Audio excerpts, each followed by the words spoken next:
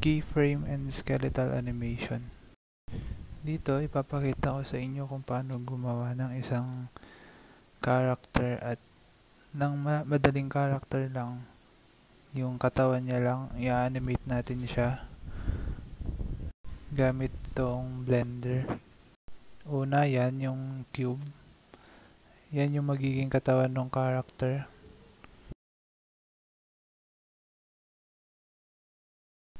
Papalitin natin ngayon yung katawan niya. Papapayarin natin kasi masyadong mataba yung cube. Pindutin nyo lang yung S tapos Y. And then, scale nyo lang. Ganyan. And then, balik kayo dun sa Y-axis. Dito naman gagawa tayo ng kamay. Duplicate nyo lang yung cube. Tapos, pindutin nyo yung scale, S, tapos Z, para mapanipisan din, mapaliitan. Tulad nyan.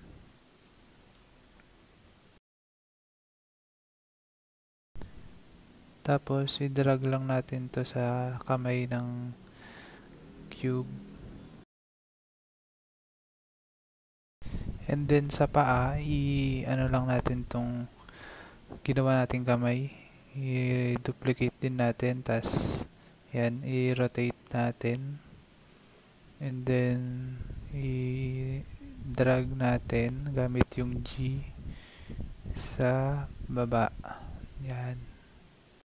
Pagkatapos ng isang side ng character, doon naman sa isang side, punta lang kayo dito sa modifier, add modifier, generate, tapos mirror, tapos pindutin nyo lang to, and then ipindot nyo dun sa kabilang side.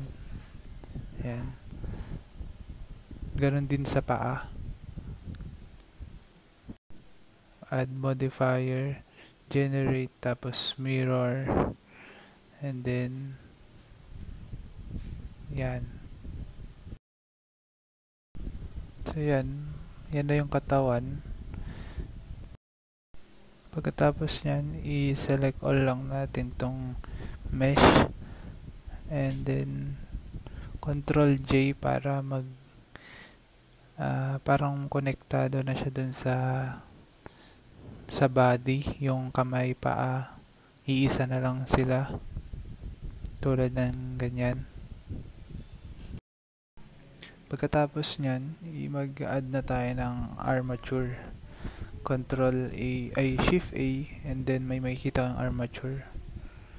And then i-check natin yung nandito sa right part, yung mga settings sa visibility niya, tas yung viewport display niya, para pag ine-edit natin, mas makikita natin ng mabuti yung mga i-edit natin.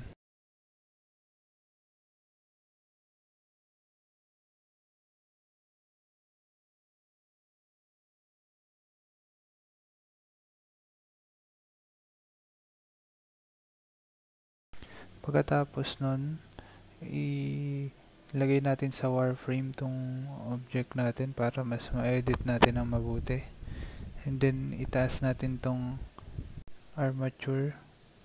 Ilalagay natin siya dun sa gitna ng body. Para magawa yan, Z tapos G lang ang pipindutin. And then, i-move nyo lang yung mouse nyo pataas. Tapos yan na siya. Nasa gitna na siya ng body.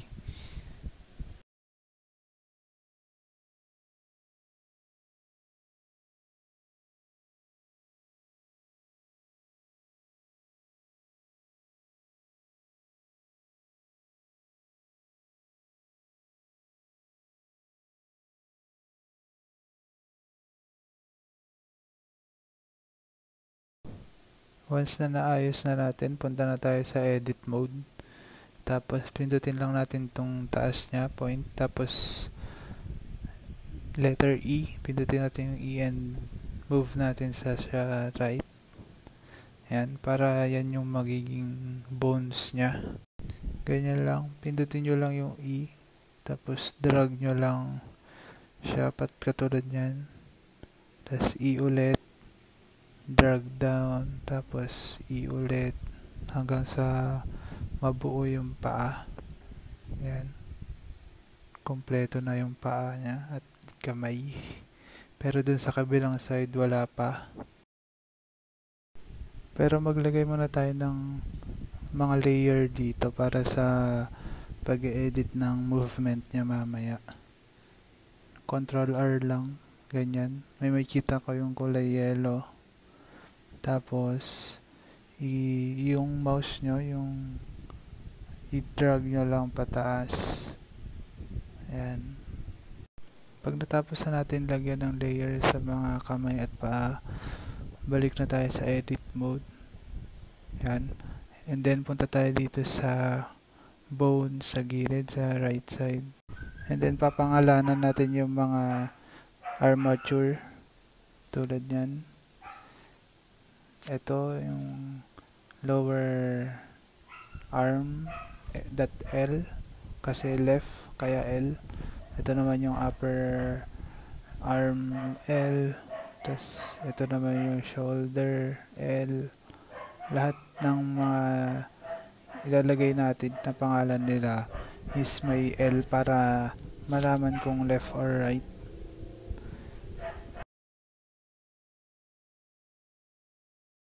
Pagkatapos natin silang pangalanan, punta ulit tayo dito sa mga armature. Pindutin natin and then select all. Tapos Alt A and then pindutin natin yung symmetrize. Yan. Ito ngayon yung nakalagay dito is lower .R, tapos ito naman upper .R, ito naman shoulder .R, legs .R, kasi ito yung right side ng character. Tapos balik tayo sa object mode. Yan, pindutin natin yung mesh, tapos shift click the armature, tapos click natin yung control P, tapos select with automatic weights, tapos click ulit sa armature, tapos pindutin natin yung pose mode. Yan, yan, papagalawin natin yung kamay. Yan, maayos. Check natin kung gumagalaw lahat.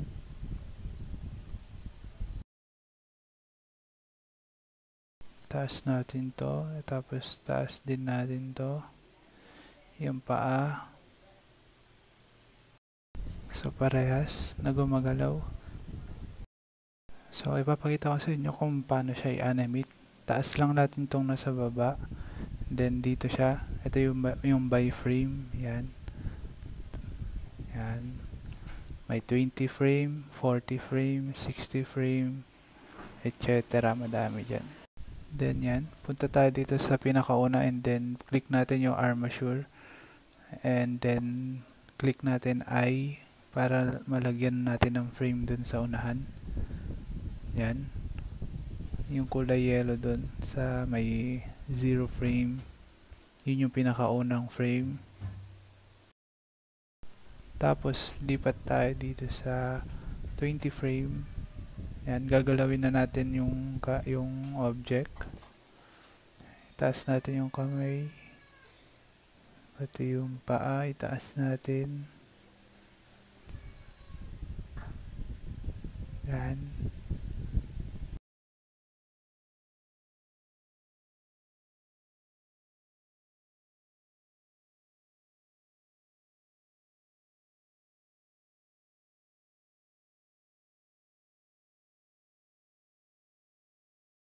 Once na tapos na natin na ilagay na natin yung gusto nating galaw niya, is pindutin natin ulit yung armature and then click natin yung I.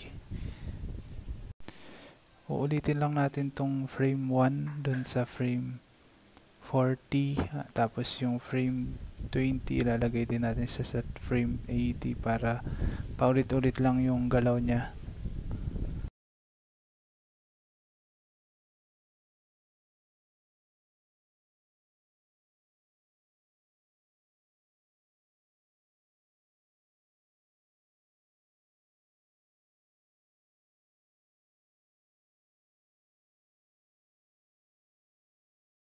Once na natapos na natin, ganyan siya.